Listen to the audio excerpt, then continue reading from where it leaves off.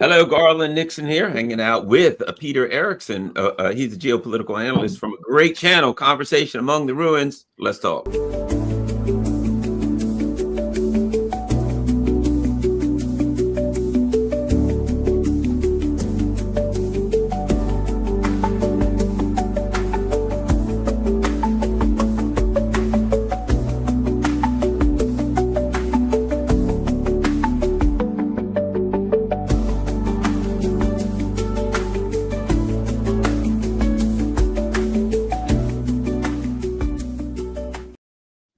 Hello, Garland Nixon here. Sorry about that. Had a few technical difficulties, running a little bit late, but we have Peter now, and we got plenty to talk about. Peter, welcome back. Glad to be here. All right, let's get going. Of course, the discussion, it's just like I'm in La La Land. I'm listening to Congress, and they were all talking about, the strikes, were they effective? Were they not effective? Trump didn't share this with us. Where's Tulsi Gabbard? All of this foolishness about the strikes and the effectiveness of the strikes, when everybody knows this is about regime change. Let's start with your thoughts on this preposterous discussion they're having, this pillow fight in Congress that they're trying to tell us there's a knife fight about how effective the strikes were, when you and I, we're not in the CIA, all that. We know what the hell is going on. What do you think about this, Peter? Well, I'm going to go out on a limb and say that I completely support the president. That place was absolutely, entirely obliterated. It's the most obliterated thing in the history of obliteration. It's and the reason I say that is that if Trump wins this argument, and he sticks by this position of his, maybe, just maybe, we can keep out of this fight. Maybe we can keep out of a further attacks on Iran. Because the way that he set it up, I obliterated, mission accomplished, it's all done, no more war, we have nothing else to do there. The threat has been neutralized, everything is fine. And, of course, there's a lot of reasons to think that the mission wasn't that successful. I don't think anybody knows how much damage was done down there, but everybody seems to agree that a large portion of the enriched uranium was moved out to some other location. It seems like everybody agrees on that. So clearly, the Iranians still have capability. The capability to continue to enrich uranium and to actually to go to weapons grade uranium if that's what they decide to do.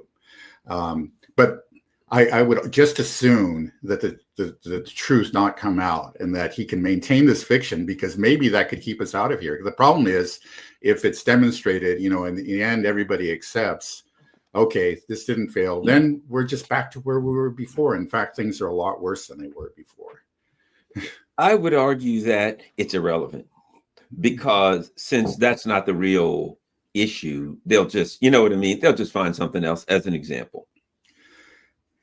So since everybody pretty much knows, the U.S. called the Iranians, and I'm using this called, not in real, they didn't pick up the phone, but you know what I want, and said, hey, we'll hit these 3 sites.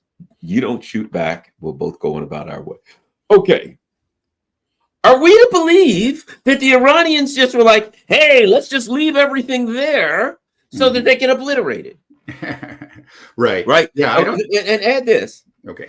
They had been saying they're going to hit these sites for the last 6 months.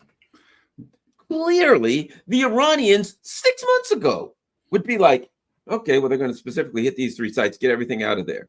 Then you get attacked by Iran. The United States brings every bit of war material they have on the planet to your region. B-2 bombers to attack those sites that they told you they were going to attack 6 months ago. Yeah. Clearly, Iran would take, any reasonable group of people would say, well, the first thing we got to do is clear out those sites. We'll just put them somewhere else. Okay. Right. So even just the thinking of the common man like me that says, Well, you told them 6 months ago you were going to blast the site. You brought everything to blast the sites. Then you called them and say, hey, tomorrow I'm coming in and blast the sites. There's no possibility that anything was there other than like cement.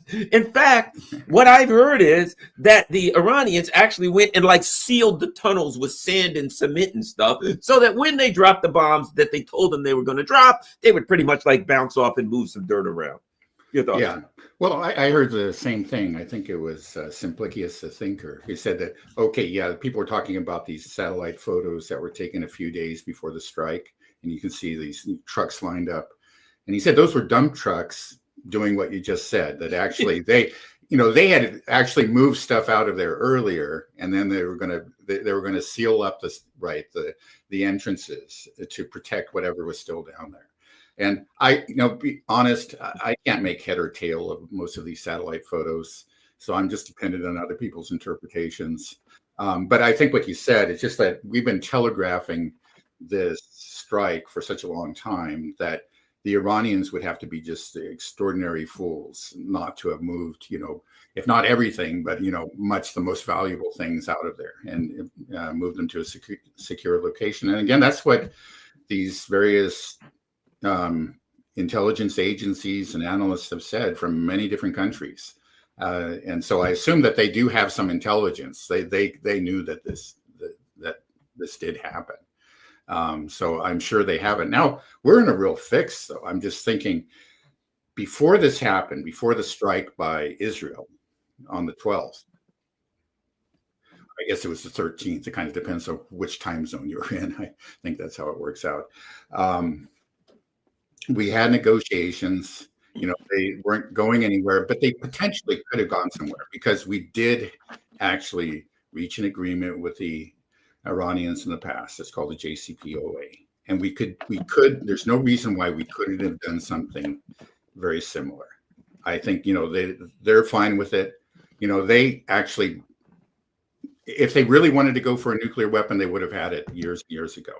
They wanted to use this, highly enriched uranium as a bargaining chip, and then just get their, the sanctions ended and just get the US and Israel off their back. And that was always their objective. And they had every reason to, to be reasonable, up to a point, as long as you respect our basic sovereignty and our basic rights under the NPT. Yeah, we'll go the extra mile, just like they did in the JCPOA.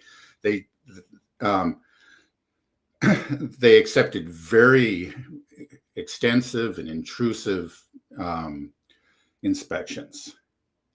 And actually, even without the JCPOA, they have been subject to very, very, thorough inspections, more than any other country in the world. If you look at it, Iran has 3% of the nuclear facilities in the world, but they're subject to 20% of the inspection. So even without the JCPOA, they've put up with a lot, just to demonstrate that, hey, look, we don't have a weapons program. This is just a civilian program, and they would be.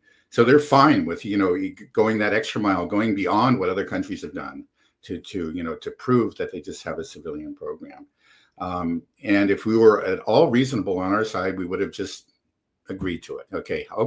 If that in fact is what we're all about, if we are concerned with the possibility of a nuclear weapon, that's what we should have done. But as you mentioned, I think there's always been something else behind this, and that is regime change. It is just that Israel in particular, and the US, I think this is one of those cases where we find a kind of confluence of US and Israeli interests.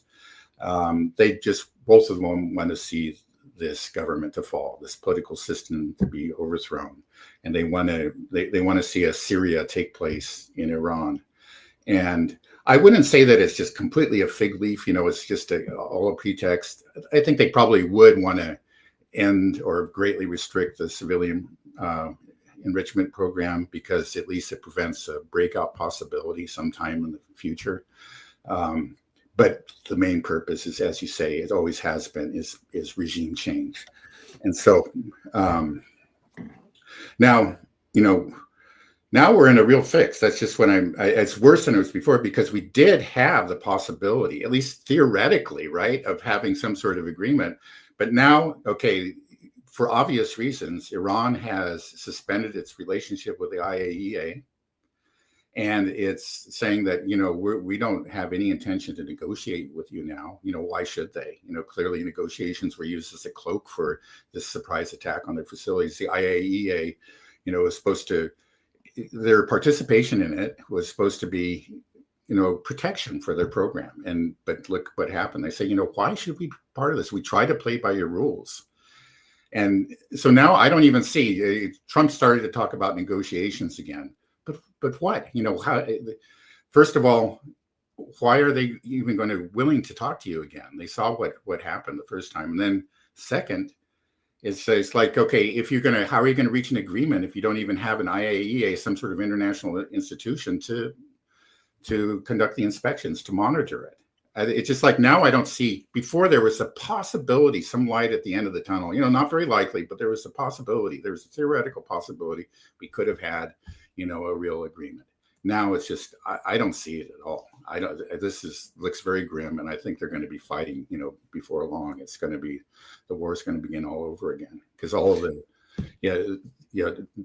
in spite of the things that President Trump has said about his amazing success, actually, we're just in a deeper mess than we ever were before. Well, here's the thing. In order to negotiate, you have to have a good faith actor. Right. If you are sure, beyond a reasonable doubt to a moral certainty, that the person you would be negotiating with is not acting in good faith, you can't negotiate with them. There's no point to negotiate with them. Right. So they're not. So what they said is, the last time we negotiated, well, let's see. When we negotiated with the Russians for the Minsk Accord, we came back later. We never instituted the Minsk Accords, and we came back later and we admitted to the Russians, we just did that so we could have time to arm Ukraine and then attack you. We didn't negotiate in good faith. You negotiated with me, and we had the JCPOA. And you were supposed to, immediately after we did what we were supposed to do, you were supposed to drop sanctions, but you didn't. Correct. You never kept it up. And then eventually you just walked away from the JCPOA and said to us, we're out of it, but we expect you to still adhere to the rules. You didn't act in good faith. I can't find an instance where you acted in good faith, no matter how much I served. I could go back to the treaties with the Native Americans. You violated every one of them. When the Supreme Court said to you, you can't do this to the Native Americans, the United States government literally said, I'll listen to the Supreme Court when they have their own army. Andrew Jackson. Okay. So I can go back to your inception, and you've never adhered to anything that you've signed. And you did it with me, and you did it with the Russians.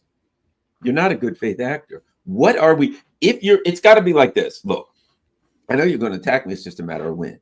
Maybe I can buy time where I can get more stuff from China and Russia. Maybe I can buy time where I can strengthen up a bit. I may do that. I may say, sure, let's negotiate. Let's talk. I'll send my negotiators. How about we negotiate in 3 months? And then 3 months from now, you say, all right, let's start today. And I say, oh, crap. But wouldn't you know it? I got to babysit that day. Can we make it another 3 months? I just drag it out as long as I can possibly drag it out while I rearm, because I know you're going to attack me again. Right. At this point, you're not a good faith actor. And to me, it's absurd to think that somebody literally says, the last time we were negotiating, I was just faking you out, and then I killed the people that was negotiating. I put it like this. If I'm an Iranian, I ain't go, hey, Garland, would you like to be on the negotiating team? Oh, like hell. It's suicide. They'll kill me for sure. They killed the last guy. I don't think so. No, you're absolutely right. I mean, it's just so, in the end, negotiations, inspections, all of that it's gone. It's been blown up, in these attacks, both by Israel and the U.S. It was always suspect. We know the past. We know that they didn't keep the JCPOA. After the Americans pulled out, the Iranians actually stuck to their side of it for a whole year, just hoping that the Americans would come back and maybe the Europeans might remove some sanctions, and nothing happened. And they said, okay, you guys are not keeping your side of the bargain at all, so what's the point? And then this was even worse, of course, a stab in the back right in the middle of negotiations. So it's over, it's over. It's just like, okay, well, it's just, it's the law of the jungle. That's the only law that's enforcing right now. And so that means, the only thing that we can do, we actually did pursue negotiations in good faith, but now it's just, yeah, just arm ourselves to the teeth. Yeah, build up our defenses, get ready for that next attack. And they should be expecting it at every moment. I don't think they should they may attempt to assassinate, Khamenei, tomorrow. It's just, I think I heard just very recently that I believe it was Israel Katz, the defense minister in Israel, said that they were going to give him the Lebanon treatment. Now, after the Lebanon ceasefire, Israel since then has committed over 1,000 violations of the ceasefire. And you see, just today, they bombed a number of locations, they assassinated more people. And the Iranians, better not, I think they understand that they cannot submit to that. The moment that there's another assassination, and, another bombing in Tehran, they have to hit back hard. Yep. Right away. Lebanon is weak. Hezbollah is weak. They had to submit to it. I mean, they have to submit to this horror. But Iran has demonstrated that they can hit back, and so they cannot hesitate. There's nothing about showing restraint or whatever. That doesn't work with these guys. You just have to hit them and hit them hard. So that's where we are. I mean, it's just that the war is going to continue. The war is not over. This is just the lull, and it's going to continue, and it's going to get worse. And I don't know how it's going to end.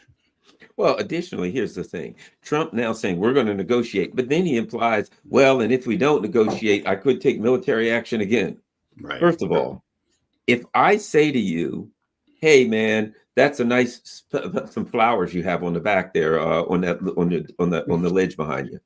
I'd like to negotiate with the flowers, and you say, "Oh, my son gave me those flowers for Father's Day, and I don't want to sell them. I'll kill you if you don't negotiate with me." That's not a negotiation. That's called armed robbery. Yeah, exactly. Extortion, armed robbery, criminal activity. If I threaten violence, if you do not do what I want, that ain't a deal, and that's not a negotiation. And it seems to me that what they're trying to do is to get, for instance, Iran says under international law, this is under the treaty, NPT, we can do this. Right. And the U.S. is saying, okay, well, we're going to make further standards and restrictions that you have to adhere by ours. So what they're saying is, we're the hegemon, we're in charge of the world. Who cares what they say? You have to capitulate. So if Iran negotiates with them and they say, you got to do this, Iran will be acknowledging their hegemony by capitulating. Right. At that point, they say, well, now that you've acknowledged our hegemony, we also need you to do this, this, and this. Right. Okay. And now that and it just doesn't stop. They're not, because the intent is to, if you'll do anything I want, I don't need to change the government. Because next I say, and by the way, you can't sell any more oil to China. But I want to do that. Well, can't do that either, or I'll attack you. Right. So everything is in. So ultimately, Iran's in a position where if they want to drag it out so they can help, arm some more, sure. But right now they're in a position where they're dealing with somebody who just says, I intend to attack you, to overthrow your government, unless I bring you to heel so much so that I don't have to. That's the only way I won't. Yeah. Well, first of all, actually, those flowers were arranged by my wife. I have to say that. So anyway, that's one of her many talents.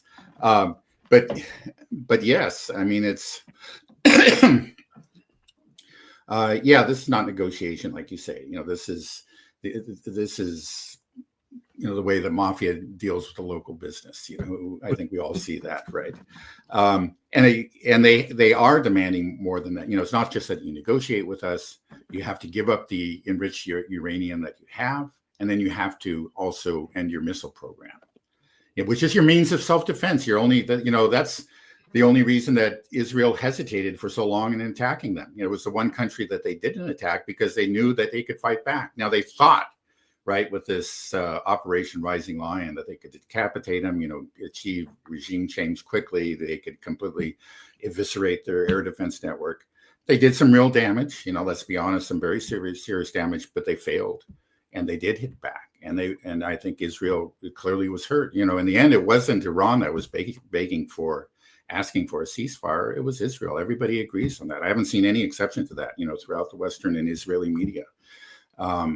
So they would just be utter fools to give this up. Yeah, like you're saying, give up a little bit of your sovereignty. Bend your knee just here, and then it'll be the next thing and the next thing. I think they understand that very well. And that's one reason that they have been adamant about, their right to have a civilian nuclear program for all these years, for these decades. I can't see them changing. From everything I understand is within Iran, the position of the hardliners has been greatly strengthened. And the reformists are completely on board with the hardliners now. They were just hoping against hope. And in a way, I can't blame them. You don't want war is a terrible thing, and they were just hoping that they could. But now they see it's inevitable, and that they just have to prepare for it. They get the next round will come, and they better be ready to hit back hard when it does come. Let me ask you this. I've come to the conclusion recently that the Republicans are finding themselves in a similar position as the Democrats. The Republicans are in a similar position in that I've been following Trump for a while. I'm going to be kind. I think he's losing his fastball. Okay. I watched him the first 4 years, and I can disagree with a lot of things that he did, but he was sharp. He was quick. He was sharp. He was lucid. He knew what was going on. He knew what he had to do next. He was calculated. He could do this, then that. And you could see this made sense, that on top of that, that on top of that. Okay, you could disagree with it, but you could see what he was doing. And it was, there was some sensibility to it. Mm-hmm. Now, the stuff that he's saying is absurd, and it seems obvious. This was the tell. There's the tell. His vice president tweeted, "I wonder if all VPs have as much excitement as I do." That was a big tell to me. And in the context of all the things that I'd seen from Trump, you know what I mean? Yeah. Not just that he said that, in the context that you're like, what the hell is Trump? What? And then the VP is like, yeah, why'd I take this job? You know what I mean? Right. Oh yeah, no, you start to wonder, is this guy truly unhinged? I mean, those kind of adjectives were used to describe him, let's say, during his first term, but I think you're right. It was mostly an exaggeration. It was from his political opponents, but I think all of us are wondering, is this guy completely right in the head now? I mean, it's just these statements, it's something like came out of a bad comedy. I mean, I don't know what to make with it, and it's terrifying though, because this man has the power to destroy countries, and he may take us down that road. Now, I don't think that's his natural instinct even now, but he is just so unstable and he's so inconsistent that, again, I think as the point I've made before, is that he's surrounded by people who do want to destroy this country. And they're just waiting for, him to sign on the dotted line to one or another project. So, they'll say, this is your way out of this. Who knows what it's going to be now, but this is your way out of this. And then, he will, and the bombers will be flying towards Iran again. There's no reason to think that he's going to act as like keep his foot on the brake here. He doesn't keep his foot on anything. He's always bouncing around.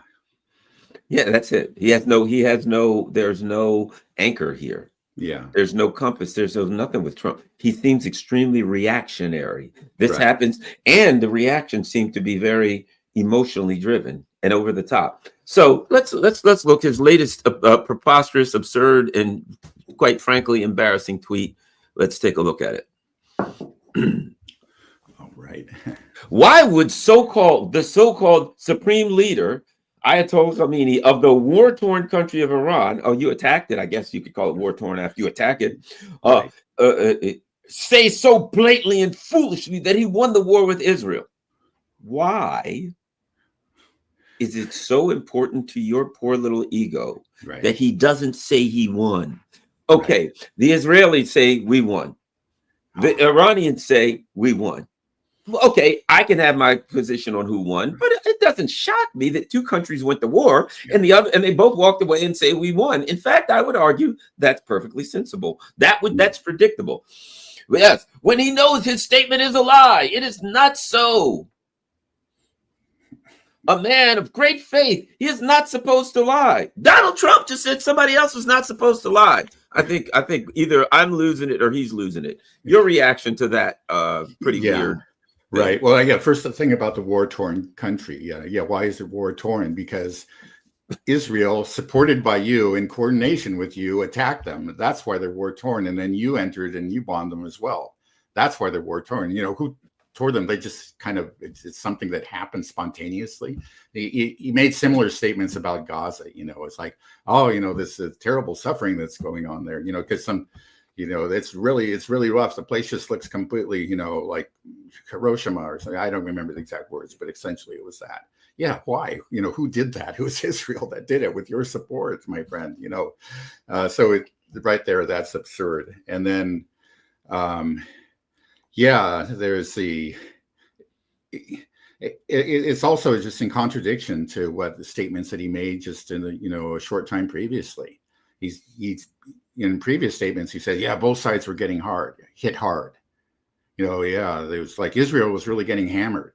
He said that, on more than a couple of occasions. And now, it says, how dare you say that when, like you say, what's the point? Why do you get upset about this? This is, you're supposed to be a statesman, right? You're supposed to be, but he isn't. He clearly isn't. He's emotionally very fragile. And I guess that I have the feeling, it's just that he's in a place, or he has been convinced to do things that he has become part of something that he really didn't want to become a part of, but he's not capable of really pulling himself out of it. And so he is on an emotional roller coaster, and he's just, flailing in a lot of different directions at once. And he's in over his head. He's in over his depth, clearly. Now, let me add, let's continue to go on with this great Truth Social post. So he says, I knew exactly where he was sheltered and would not let Israel or the U.S. Armed Forces, by far the greatest and most powerful in the world, terminate his life. I saved him from a very ugly and ignominious death, and he does not have to say, thank you, President Trump. Again, unhinged. Now, after I attack your country, right? After I put forward 40 years of sanctions from the U.S., threaten you, kill people, celebrate killing you, stab you in the back, pretend to be negotiating while I'm knifing you, shivving you from behind, everything in the world. And then you literally, it's obvious. He's angry because the guy's not thankful that he didn't kill him, right? It's like a mafia chief, come in here. Yeah. I could have killed you, but I decided not to. Right. You can kiss my shoe and thank me for not killing you, okay? Right. That's what a mafia is. And he's like, I didn't kill this guy. Yeah. I saved your life. Where's the gratitude? Right. Yeah, exactly. Come on here. This guy busted my chops. Yeah, right. Yeah. And you say it's just like, okay, well, he killed his cousins, and he killed 2 of his brothers, and maybe he killed his mother-in-law and whatever, and burned down half of his house. Yeah, but I didn't kill you, right? You got to be thankful. It's just, again, it's just like bad comedy. It would be funny if it wasn't so horrible. So he goes on. I demanded Israel bring back a very large group of planes which were heading directly to Tehran, looking for a big day, perhaps the final knockout. What's interesting about him is that everything that his discussions, right? There's no measure to them. Mm-hmm. There's never, that guy would have punched some guy hard, or, that was a hard hit, or that was a good thing, or it was okay. Yeah, it's always this. That would have been the biggest knockout punch ever seen. Nobody ever saw anything like that. Right. It would have been the final punch, total destruction. Right. Every single thing that he discusses, the only way he has of verbalizing his thoughts is in an extreme nature. Right. Yeah, he's always got to use the superlative, and yeah, sometimes we know about his predilection for the uppercase, for capitalizing and yeah, that's him. That's his personality. You just see it right there. The 6 exclamation points, the mostest and the bestest, and the all caps, and it's just this has been we're just how many months are we into this presidency? I think it started. Yeah, okay, it was in January. I'm counting 500 months. Okay, yeah, that's how it feels. That's about what it I don't seems, know. 500. Yeah, this is 5. I'm already worn out. Yeah. It's just that, like, it's just, and I don't know. I mean, you really, you wonder, are we going to be, is the world going to still be here when this is all over? When all is said and done? I don't know. I mean, it's just. How about this? Here's another sentence I want to get to, and this is Okay. again, there's some chunks in here that are very telling. Iran has got to get back into the world order flow with a capital W and a capital O, or things will only get worse for them, right? Yeah. So again, it's telling. Here's what he's saying: Rubio, the rules-based international order. Yeah. Iran, you got to get back into the world order flow like you were before 1979. You must become a vassal. There are only two kinds of countries to an empire: countries that we have taken over and we control, and countries that we intend to take over and control. Right now, you're in the second category. You got to get back into the first. And he says, or things will get worse for them. Yeah. Clearly, again, we know what that means, I think. Yeah, another not so veiled threat.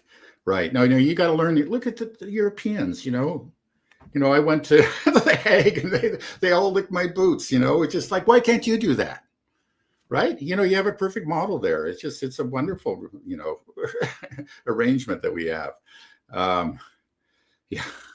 Here's his next sentence. This is interesting. Yeah. He's talking about Iran. They're always so angry, hostile, and unhappy. They're angry. Yeah. They're hostile, and then they're unhappy. Unlike Israel, who's not angry, not hostile. Yeah, just really, jolly old gentleman. Yeah, laid back and exactly. Yeah, I can't imagine what do they have to be angry about. And he says, and look what it has gotten them: a burned out, blown up country with no future, a decimated military, a horrible economy, and death all around them.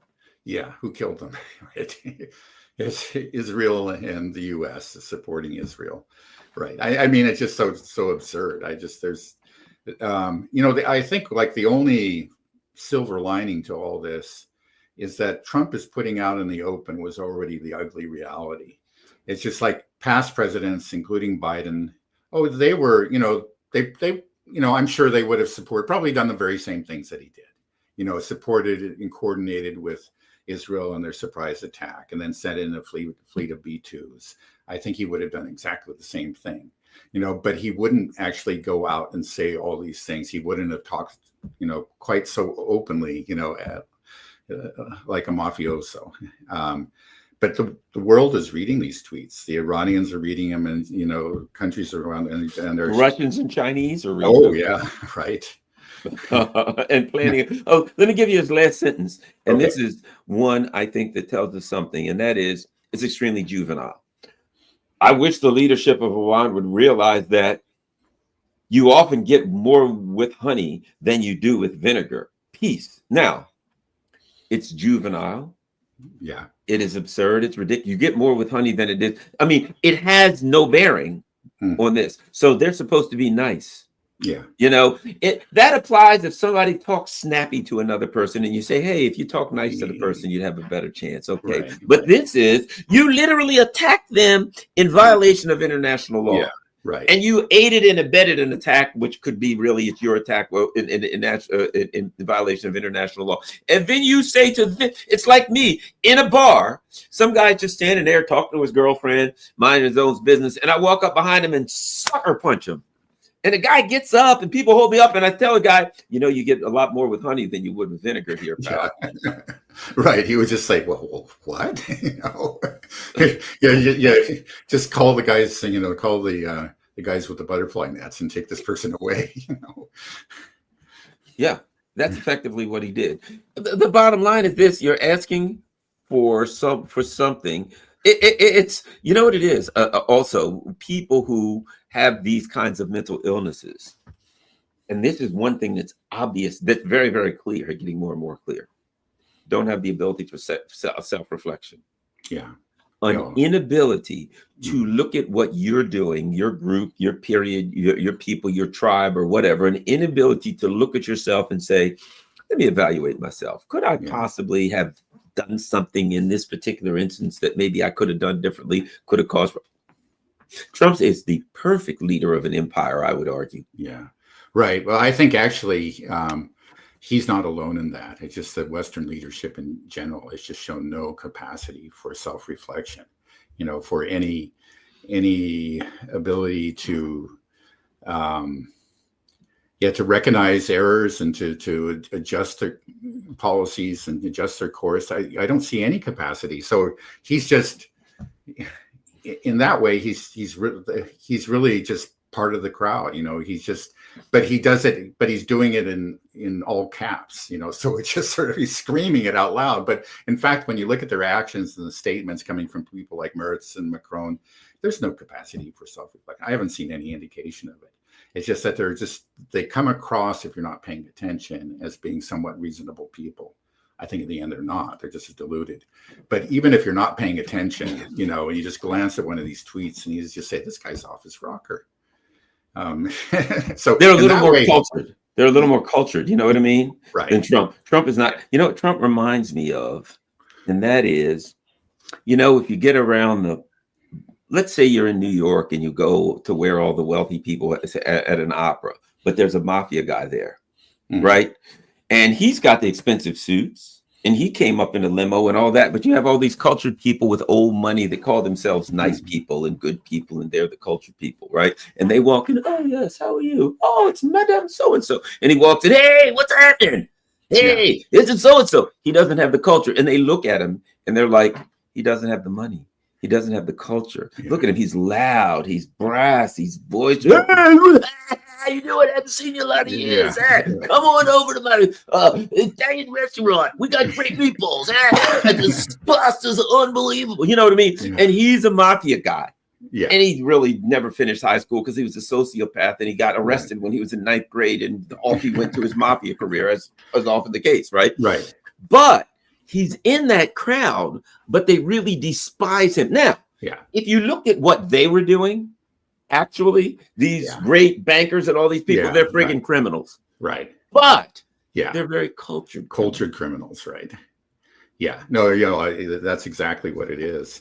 And, well, the fact is, because he's the president of the United States, though they do inwardly despise him, I'm sure, they will lick his boots. They will bow down before him. And, we saw that all on display at The Hague recently. In a sickening fashion, really. It's just, but it's interesting to notice too, that he really, they became very obsequious to him, not when he first took office and he began talking about a possible peace with Iran or pursuing not with Iran rather, but with Russia. Pursuing negotiations.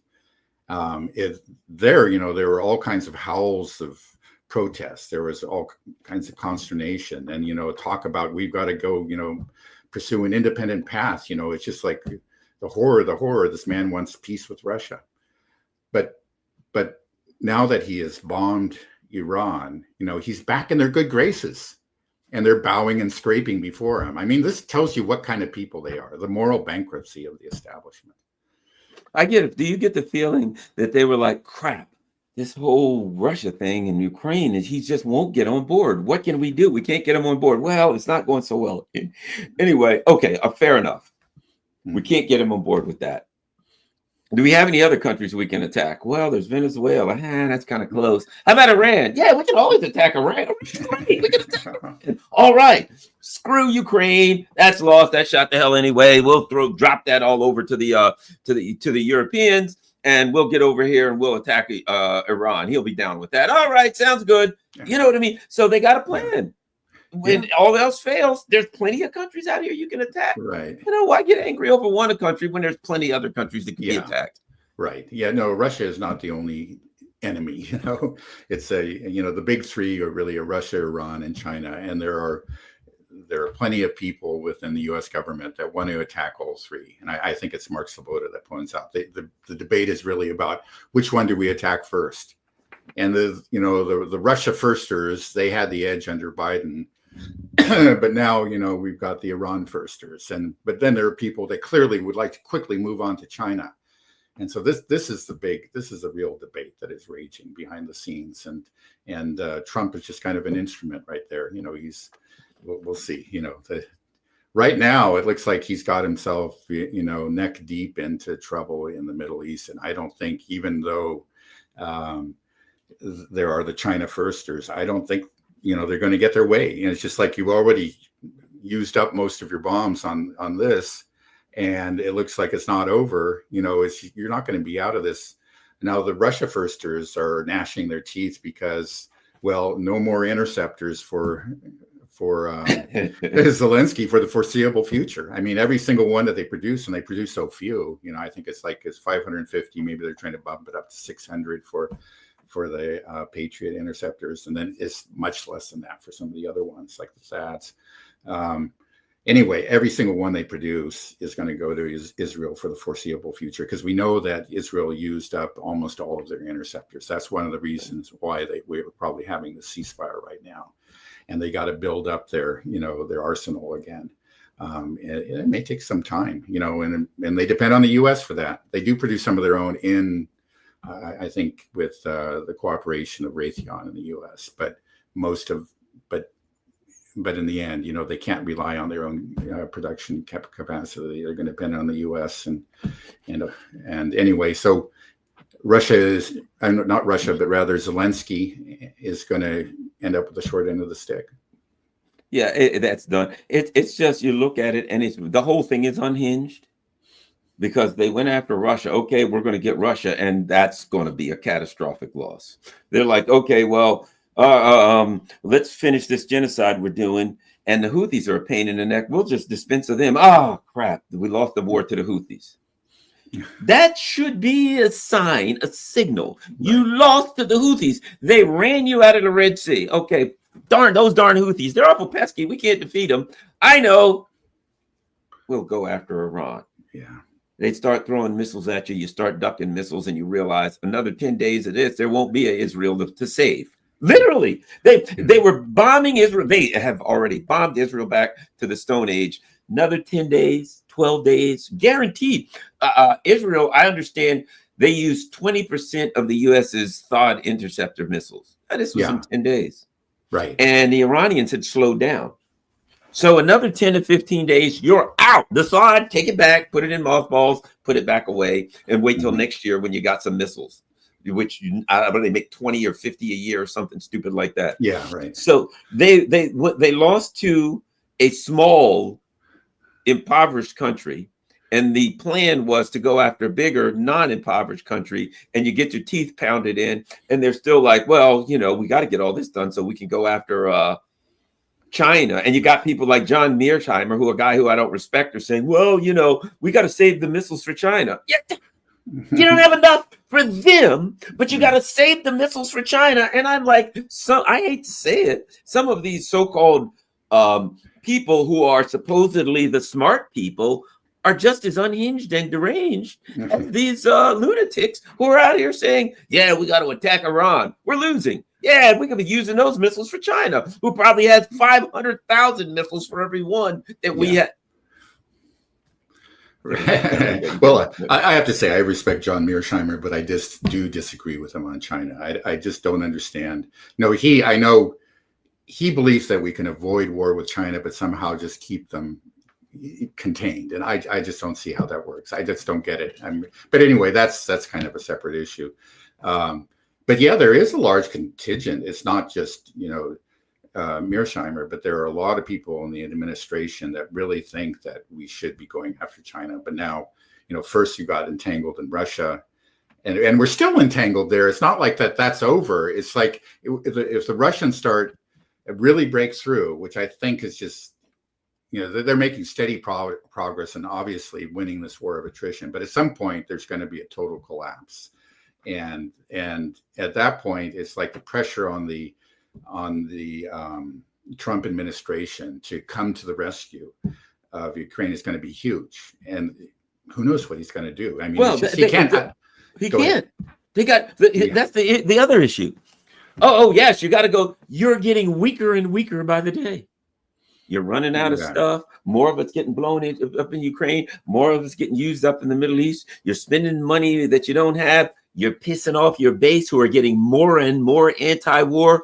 You're getting less able, not more, far less able to intervene. So if they say, all right, the Russians are moving on Kiev, you got to act, they'll be like, yeah, well, we're kind of out of everything, so we'd like to, but we don't. Yeah. And besides, we're currently losing a war to the Houthis in Iran right now, so we're kind of busy. Right. You know what I mean? You're weakening yourself, and even if you wanted to do something suicidal, which you have no ability to do, you couldn't even commit a decent suicide if you wanted to. Yeah. Well, I think that's true. I mean, that's what gives me hope, especially in the case of Ukraine. It's just the objective weakness of NATO.